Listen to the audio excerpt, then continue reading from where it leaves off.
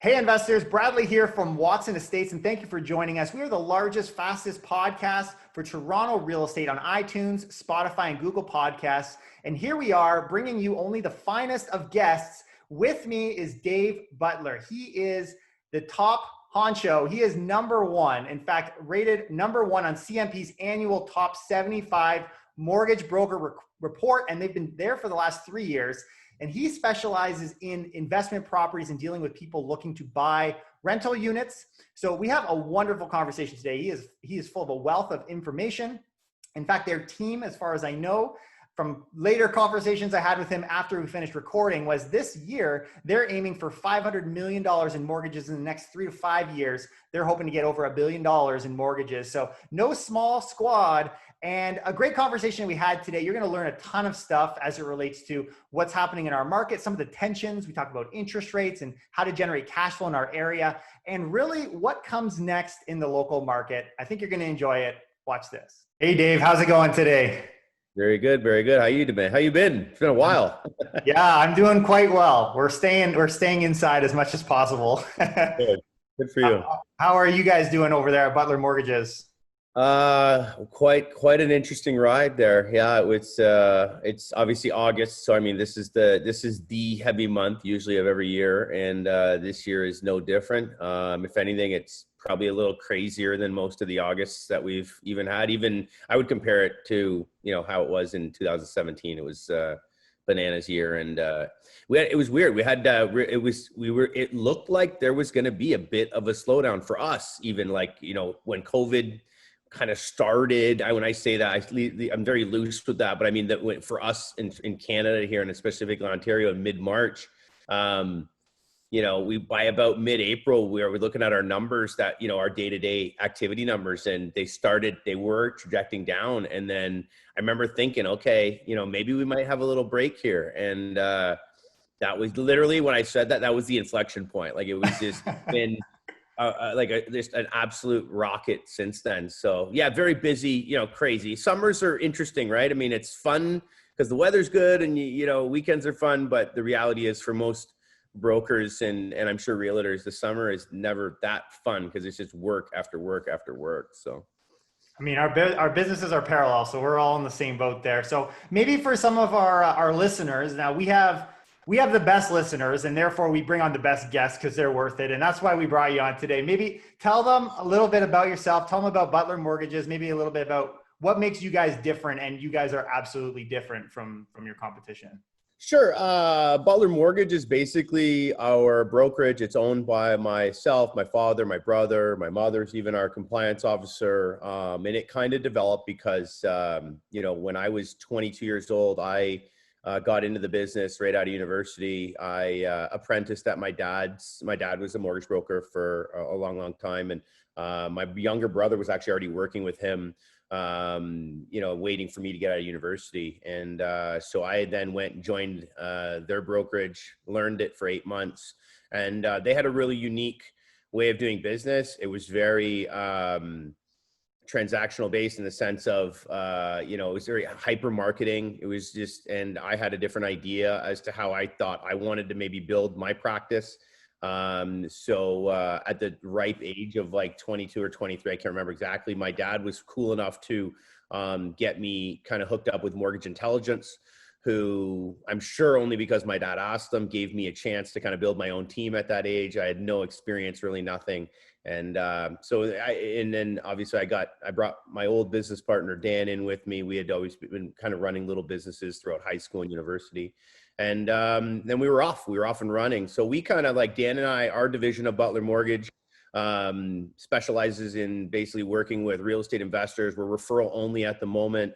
We just have a network of real estate investment clubs, real estate agents that we work with over the years. And really, we're super busy handling their stuff. So we really haven't had much of a reason to market. I know that sounds really stupid to people that would want to build a business, but when you're referral only, every single deal you do is being effectively graded, you know what I mean? And you can't mess those leads up. So you have to be really careful with how you scale that type of a business, because as soon as you lose that special touch, the reason why people are sending you the business, that's when you lose the customers, and all of a sudden you're sitting there with a big staff and no deals to really work it. So, but yeah, no, Butler Mortgage basically started because, you know, as I was in my own brokerage with Dan, we were building our thing up. My dad and my brother were building up their team name, but with a different brokerage. It was an independent they had worked for.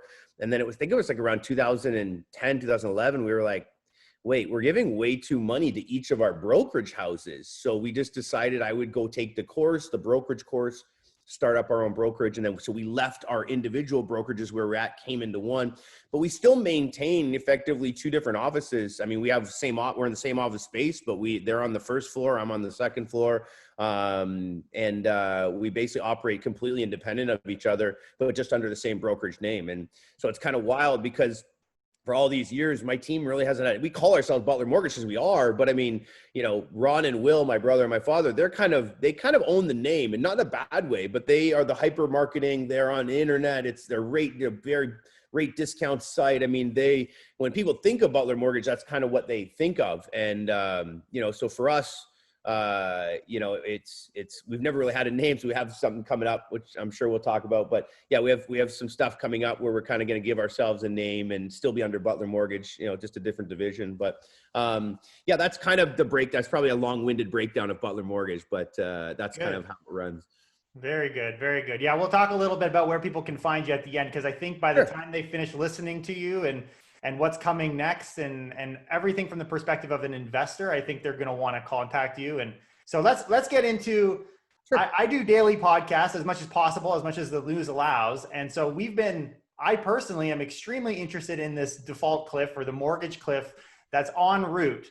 And depending on who you ask, it's either a huge crisis or it's more of a little pebble or a rock that you're jumping off of. So I'd like to get your perspective on, is this a big crisis that we're coming into? And like, how many deferrals are you kind of seeing or thinking is going to hit the industry? I mean, I think anyone that follows kind of real estate and mortgages and, you know, has customers of their own that they know have taken these 6-month deferrals, I think, if there is no extension of the program, you know, it would be clear to me from a number standpoint that there will be I would assume some extra supply hit the market. I mean, it just seems to make sense. Now, you know, with that said, you know, if we were talking in April or May, I had a really hard stance on like, yeah, I can't wait. I'll be buying real estate in like December, January, when there's more supply and the pent up demand has kind of come down. And I thought that would be a great opportunity to enter, you know, for myself. I mean, I'm going to be looking to purchase a new owner occupied home. And I thought, wow, what a great opportunity. I mean, I'm, you know, I was actually in the market to buy earlier this year. And when COVID kind of hit, I was like, hey, great, perfect. I'll wait this thing out. I'll use some patience. I will say I'm super surprised though at what's going on right now. I don't think anyone really thought we'd be seeing 2017 like activity in the middle of COVID. You know, I just, you know, so it's really tough to determine, is this real data? Is this just this pent up demand? You know, we're seeing, you know, there's lots of stats coming out about the auto industry and how like they are experiencing insane high numbers too. So you know, what is this? What is this? You know, a lot of people point out at this pent up demand. People were forced to do nothing for 2.5 months and it drove them crazy. And now they're buying real estate, they're buying houses and their cars and everything else. So will that last? You know, at the end of the day, we have an unemployment issue. So things are kind of all working in this bizarro world where, you know, we have people that are unemployed, but they're getting their money still somehow by the government just printing. You know, people aren't having to make payments on mortgages, but yet, you know, they're also taking in rent. So, I mean, there is, you know, there's just so many, there's like stars flying around. You try to catch like which one makes the most sense. But I mean, you know, I still think there will be a deferral cliff that will hit. I just don't know the impact of it because, you know, the more I see the market, if things continue on where they are right now, it would seem like any oversupply that will hit will get gobbled up very quickly by investors. You know, and I feel like investors are also the ones that are really out there because, you know, when you look at it, immigration is still going to continue to be high in Canada. Interest rates are very low. So you kind of are trying to figure out, is this just a lot of like speculation and people assuming rates are gonna be low for a while, so they're going to load up? it's really tough. It's really tough to know. Yeah, and I mean, we've seen numbers 750,000 people that are deferring mortgages. I think one of the big questions, because as I'm kind of reading through some of the news, we're seeing a lot of the big players like First National, and a lot of them have released their stats, and it seems like the majority of them are actually no longer on this deferral program. We're trying to figure out what is the number, because then we read other news articles that are saying no, there is a very real cliff that still exists. So I think just trying to wrap our heads around, like, do you think there's going to be a large scale defaults? And I guess it's to the point where, do you think the defaults will outpace the demand that is there, and that's kind of being led by interest rates, et cetera? Yeah, I mean, I think with the rates where they are right now, I do believe oversupply will get gobbled up. I mean, it does seem to make sense. You're a smart guy, and I know you would be certainly when you're getting a 5-year fixed at 1.89, it's tough not to look at real estate. When you look at where else are you going to invest your money? Stock market is insanely volatile right now. No one knows where it's going to go. I think we're at all-time highs in the stock market, and we're in the middle of COVID. So that is, can be a riskier play. Certainly jumping in at the top always sucks, because you always feel you could end up being that next big bag holder for the next 10 years, right? So, where do you put your money? Are you going to go with rates as low as they are now? Are you going to go buy GICs? No, I mean, that's just, so really, I just wonder, it's just a spot where maybe real estate ends up being the safe play. And I think a lot of real estate investors who already had this mindset previously are now doubling down. I've had more investors now, just say like, yeah, I'm buying more.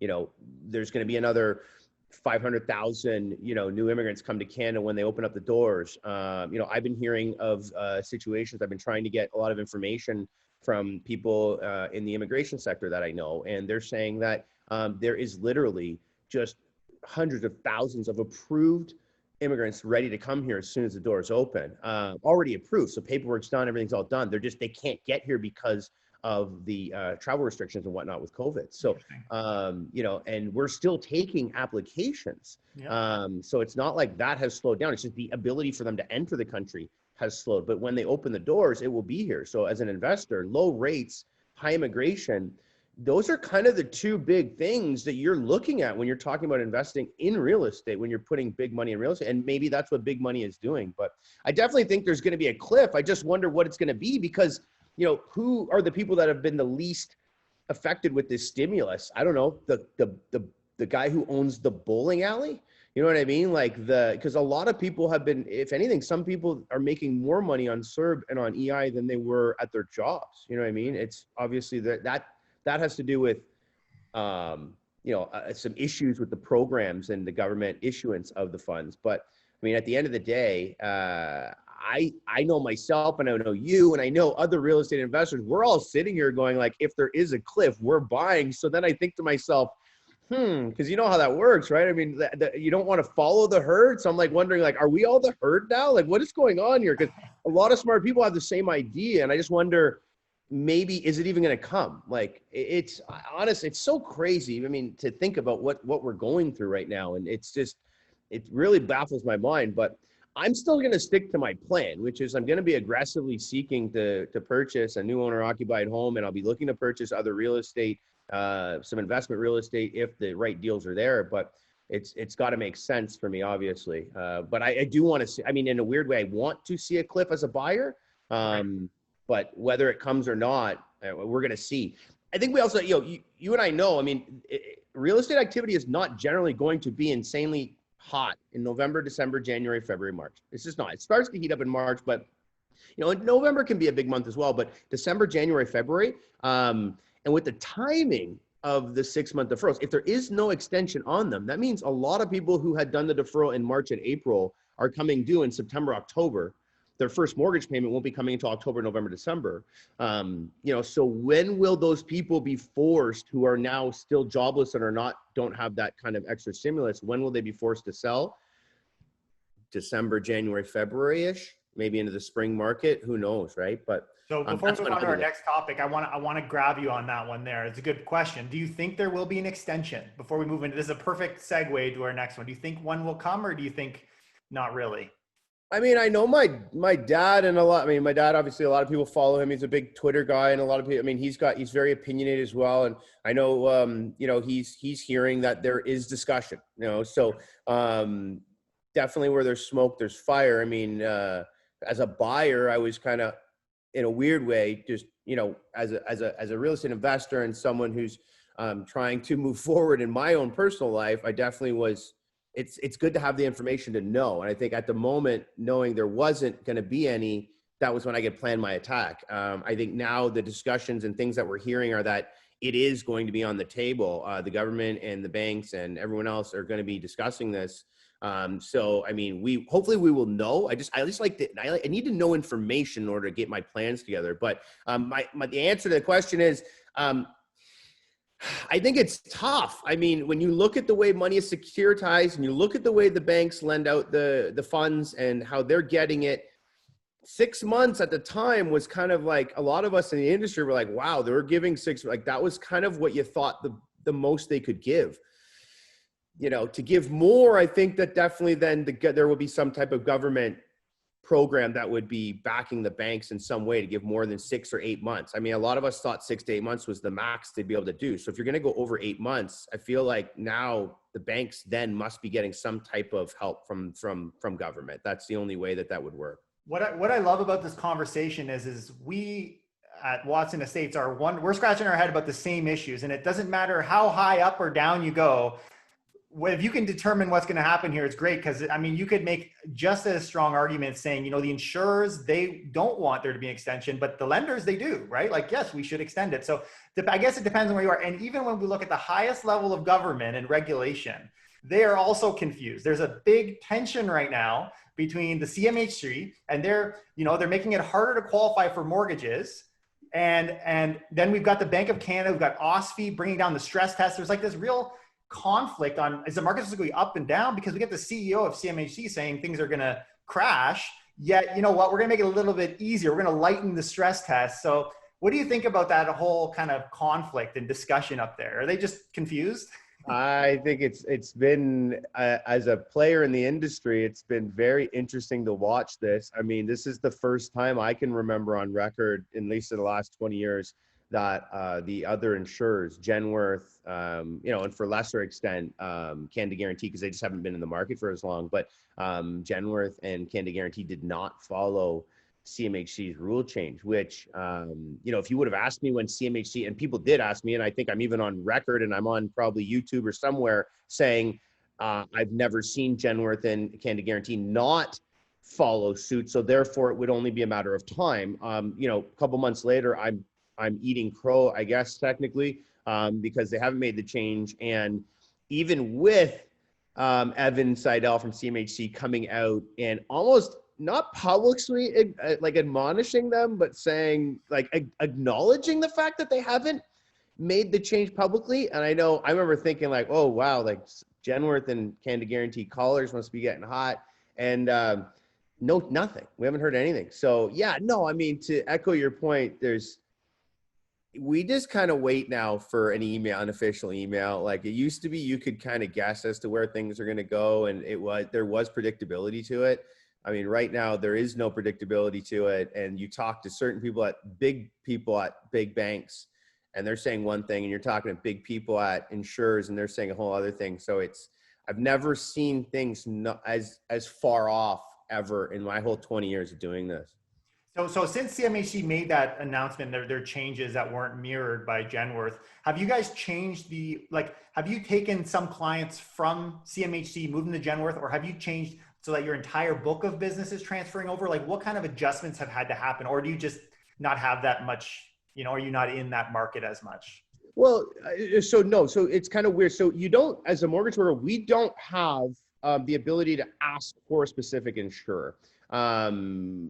So ultimately the underwriter at the bank is going to send it to whatever insurer that bank or maybe the manager of the underwriters has decided that day or that week they want more. I mean, there is definitely like each bank has a quota as to how many deals they want to send to CMHC, Genworth, and Canada Guarantee, and that can change throughout the year. But what I know, so the actual picking of it is not really the ability is not there. However, right now, if you're sending in a deal to any bank and for a client and the G on an insured mortgage and the GDS is over 35, you have effectively forced the bank's hand to not send it to CMHC, and therefore it has to go to Genworth or Canada Guarantee.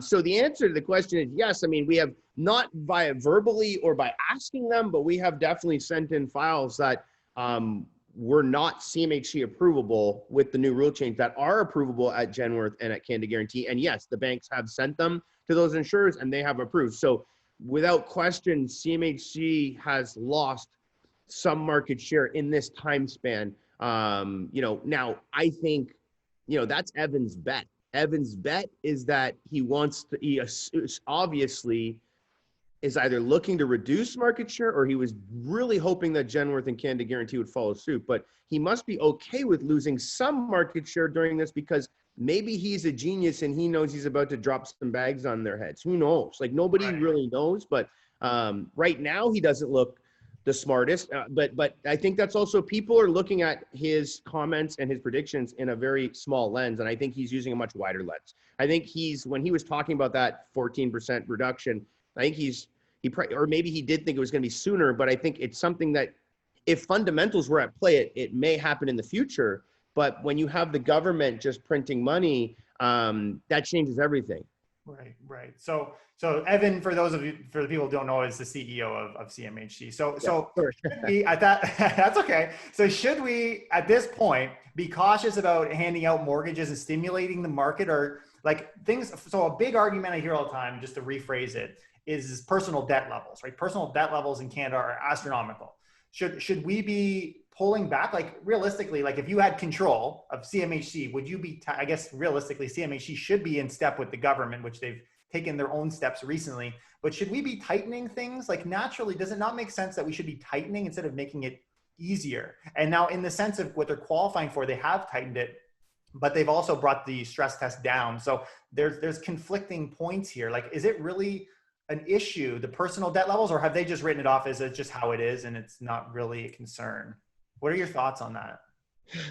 I mean, it's an amazing question. I mean, yes, debt levels are super high. I mean, if you're asking me, Dave Butler, if I was in the position, I mean, yeah, I would be tightening. I mean, but I don't even think of myself as bullish or bearish at the moment. I'm actually in the middle because I think, a bearish bet is a great bet because look at where you are in the market, look at, where we are in market cycles. A bearish bet right now is a great bet, which would be on the theory of everything tightening, getting a reduction in prices that, are maybe more affordable for the incomes that we have here in Ontario or in Canada.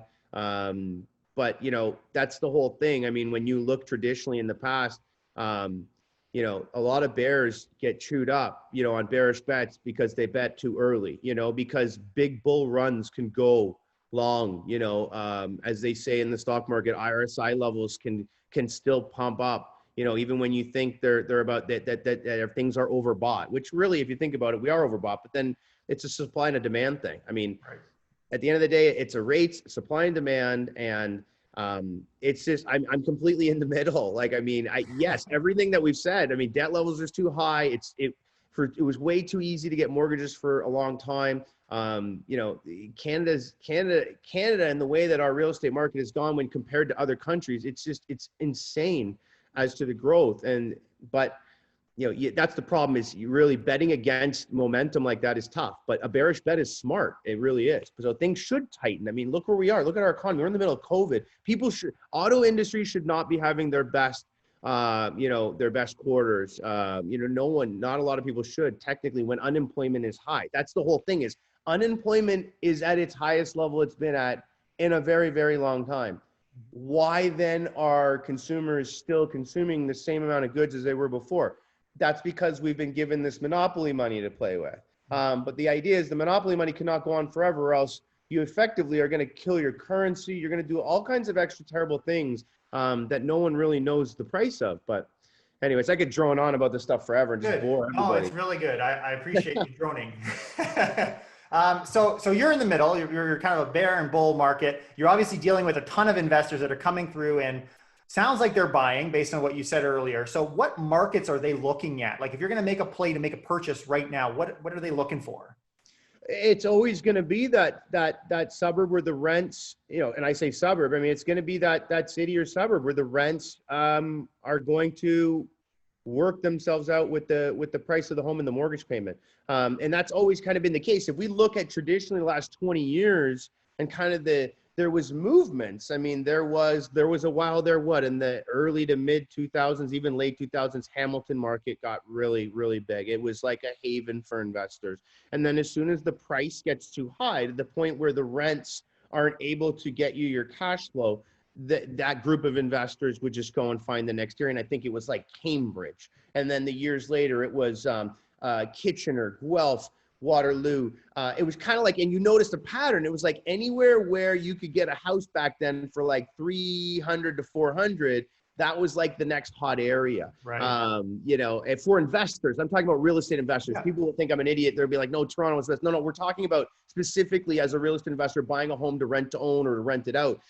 It seemed to be, and then if you notice, it started moving like Barrie, all of a sudden it went north and then it went east to like Clarington and like now Peterborough. So if you know, we're just kind of circling the GTA, but there is, it really, if you look at it, it's whatever city there's nowadays, maybe a $400,000 to $450,000 home that you can rent out to a large amount, a large demographic, if you will, and still make some cash flow because, but that's why I also think you're seeing Toronto and Mississaugas and even the Hamiltons and the Burlingtons, people that are investing there, they're not necessarily buying a single family home.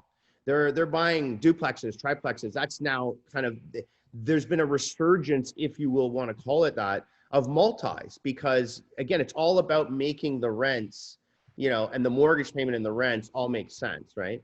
Yeah, man. Got it. So, all right. So now we're an investor. Maybe we're just looking to get into investing, right? We've got a home and it's mostly paid off even. And so now there's this idea that, I could borrow, I can get a line of credit on my property, borrow from it, and then go out and get myself an investment property. It's been the sale for years and years. Now, for those that people don't know, they've made that a lot more difficult. And I've heard in some cases, they don't want you doing it at all. So I'm wondering are people still able to pull that maneuver off? And if so, like, how are you guys structuring those deals? Yeah, so the answer is that a couple of the lenders have definitely, made an internal decision, albeit temporary, that they would prefer not to see real estate investors using home equity lines of credits for the sole down payment of a purchase of a rental. So that's only some lenders though. There's still a whole host of banks and lenders that will allow you to use a home equity line of credit. And I think that's why the reality is, as a real estate investor, I think it's really important that, when you're in that mortgage side of things, you have to be working with someone that has access to all of the banks and all of the lenders.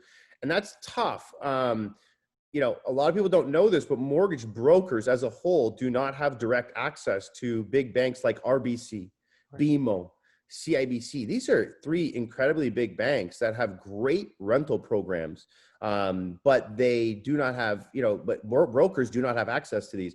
I mean, that's why it's really important that you work with a brokerage team, I believe, that as a true team that has access to those products, not direct access, but outside access, basically. The ability, I would tell you that a lot of good brokers in this space have an RBC guy or a BMO guy or a CIBC guy or girl for that matter. I don't mean to say it like that, but where you can actually send the lead over to them. They'll handle the lead for you, but there obviously then needs to be a trust level because it can't just be some random person, because the truth is, to navigate this space in terms of underwriting and in terms of the mortgage agent or the person handling the file, when you're working with real estate investors, I mean, there's a whole other slew of products you have to understand that your everyday, just regular bank person or mortgage broker doesn't necessarily know about. You have to understand every single rental program that's out there. And so for us, I mean, we've always been really privy to all of the banks, even the ones we don't have direct access to, all of their rental programs. And then we have actual really good representatives there that we're able to put our customer in touch with. So to go back and answer the question is, yes, you can still use your home equity line, but it's, there are certain lenders that are not allowing it. So it just requires you to be working with, a bank or a broker that is able to navigate through and go to the right lender for your specific situation. Listen, some people are they're cashing out stocks right now and using that to buy property, which I think is actually a magnificent thing to do, because stocks are obviously, they're very heated up. So I've had people actually selling off stocks, but that's fine. There's no rule against cashing out an investment. It's just what they're narrowing down on is that line of credit thing and taking equity from a home, which I do understand it. It's funny when you think about it. For us, what we just talked about earlier was, bearish or bullish. And you're actually able to see which banks are like bearish and bullish just on the way that they're changing their underwriting guidelines, right? So or even their forecasts, right? Totally different forecasts. Totally. So you're a humble guy. You didn't say it straight out of the gate. So I'm going to say, if anyone has questions, feel free to reach out to Butler Mortgages. They are the top. They are number one for the last 3 years. Is it now? And on the thank you. Yeah, for 3 years in a row, our team's been the number one, ranked by volume. So it's not, it's not one of these popularity contests, because I don't think I'm not popular. I think a lot of people actually maybe are. I might be unpopular amongst the people that my peers. We're going to make you popular today. We're going to make you popular. So, for people who are renting, I'm taking your time because I think this is great. I hope you're take it all. So someone is renting right now, and they're thinking, you know what, it's obviously, especially if I'm downtown Toronto, it's an incredible time to scoop up a deal on a rental space. Is it now the time I should be thinking about buying, or should I maybe be locking in for, right now? And when I'm talking just buying, I guess it could include buying a property too, but even as an investment, do you think who's going to be the winner? The one who rents today in the cheaper rental market and saves to buy something, or the one who jumps in with the low interest rate, I guess is the way to phrase that.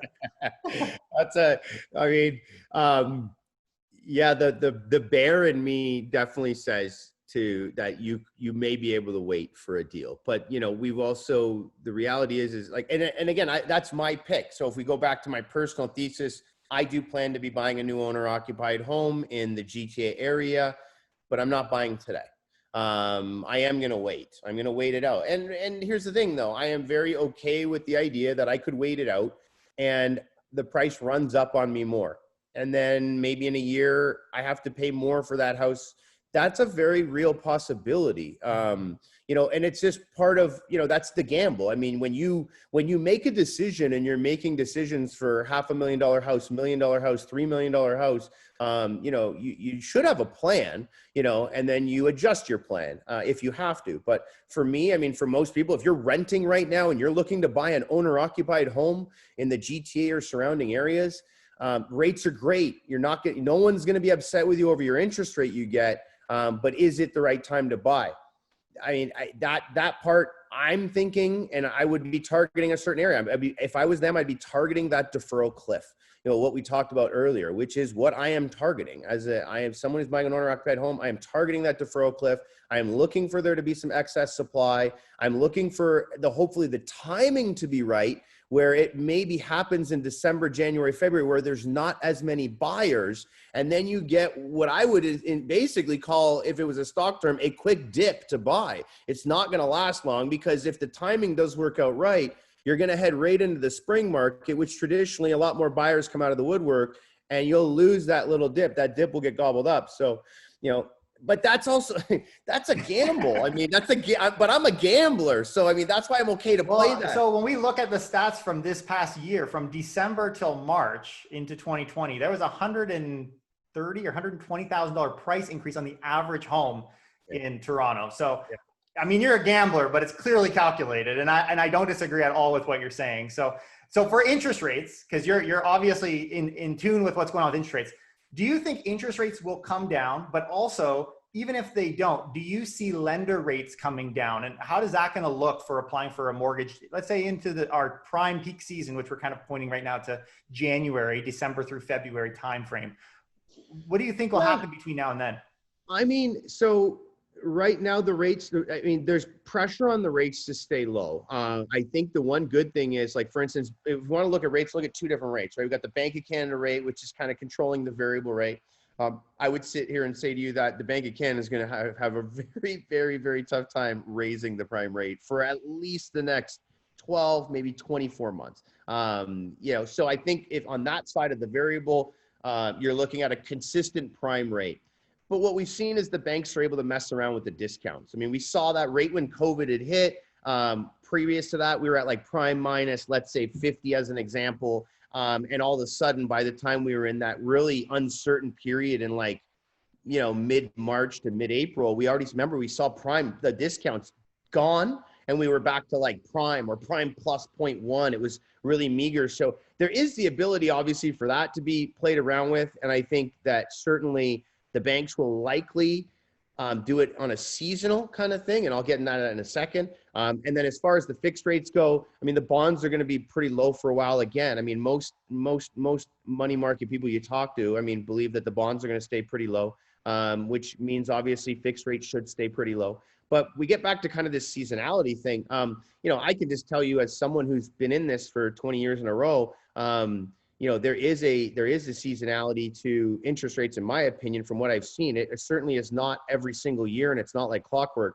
But traditionally, and around, say, November, December, January, you're not seeing the banks really fight hard for that business, which means they'll kind of now bring the margins up a bit more. Because if you really think about it, as we've talked about, there's not as many buyers in December, January, February. So then if there's not as many buyers, why would the banks then go and start going deal after deal and fighting each other for that smaller amount of business? If you notice, traditionally in like April or even sometimes end of March, you'll see like, usually it's like HSBC or BMO comes out with this weird special, and it kind of kickstarts everything. And then the banks start going, okay, now it's on. And they start fighting. And then that's when the rates drive down through the summer market. And then at the end of August, September, you'll see them level off.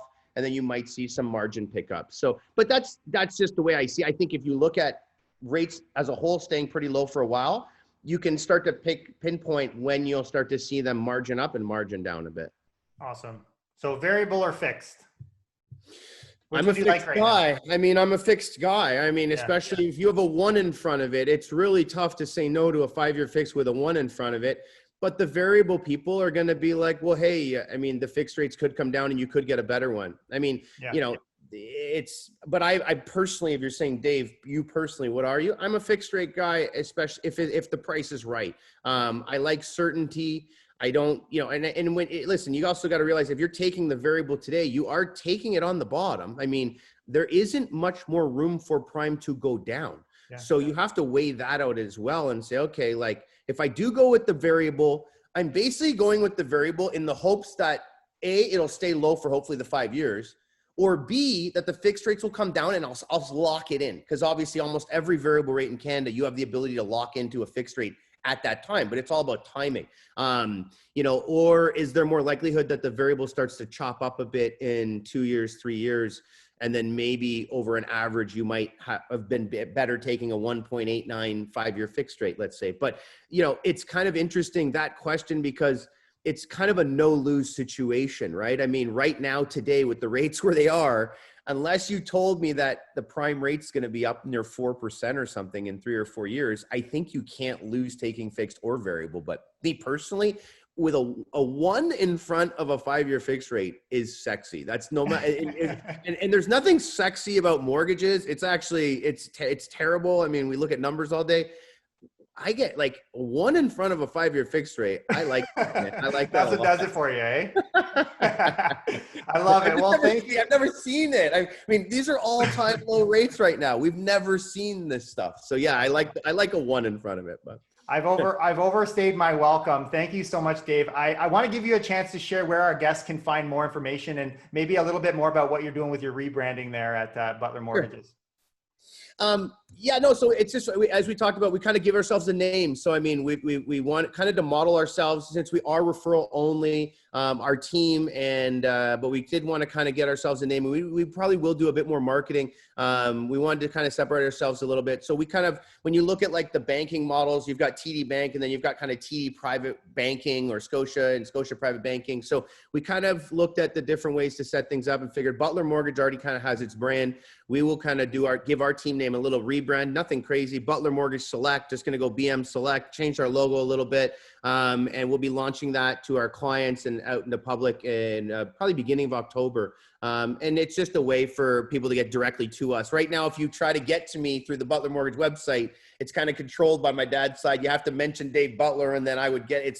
So it's just going to be easier, and our clients are going to appreciate it. So there's not going to be any confusion. So awesome.